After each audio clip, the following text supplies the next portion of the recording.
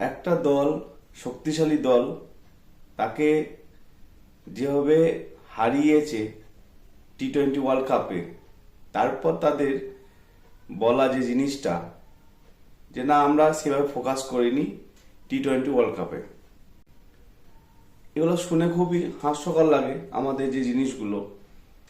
এমনকি টি-20 world cup থেকে অস্ট্রেলিয়ার বিদায় হয়ে গেছে। এটা সব থেকে এই বছর এখনো পর্যন্ত যে ওয়ার্ল্ড কাপ চলছে 2026 টি-20 ওয়ার্ল্ড কাপ, সেটা সব থেকে আশ্চর্যজনক ঘটনা। জিম্বাবুয়ে অস্ট্রেলিয়াকে হারিয়ে সুপার 8-এ উঠে গেছে। অস্ট্রেলিয়ার মতন দল, মার্চ থেকে ট্রেভিস হেড থেকে সবাই আছে। অহংকারে কিছুটা পতন হয়, সেটাই সেইভাবেই হলো। তো জিম্বাবুয়ে প্রথম ব্যাট করে 169 রান করে।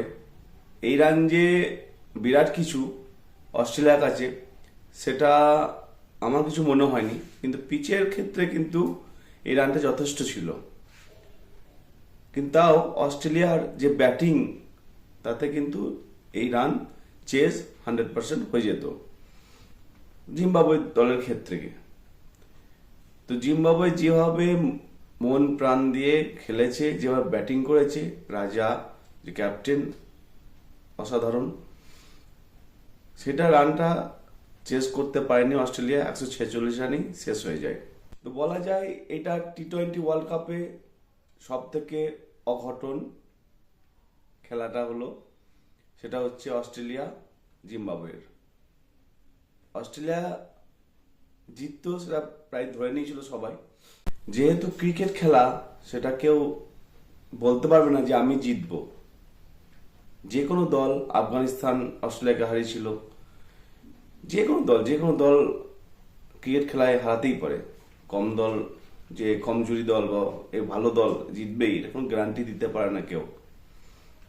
তো যাই হোক, অস্ট্রেলিয়াকে হারিয়ে সুপার 8-এ উঠে গেছে জিম্বাবুয়ে। আর শ্রীলঙ্কাকেও হারিয়েছে। শ্রীলঙ্কার মাঠে জিম্বাবুয়ে 178 রান এরকম করেছিল শ্রীলঙ্কা, সেটা 182 রান করেছে জিম্বাবুয়ে। তো জিম্বাবুয়ে কিন্তু যেভাবে ব্যাক করেছে, এটা সত্যি অকল্পনীয়। ওদের খেলা দেখতে খুবই ভালো লাগছে। যারা খেলা দেখছেন টি-20 ওয়ার্ল্ড কাপ, জিম্বাবুয়ে খেলাটা আমি তো খুবই উপভোগ করছি।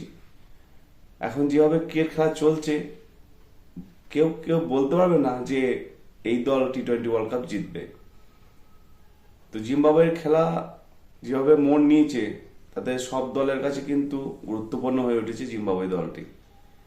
রবিবার ইন্ডিয়ার সঙ্গে সব থেকে বড় match, high voltage match, India South Africa.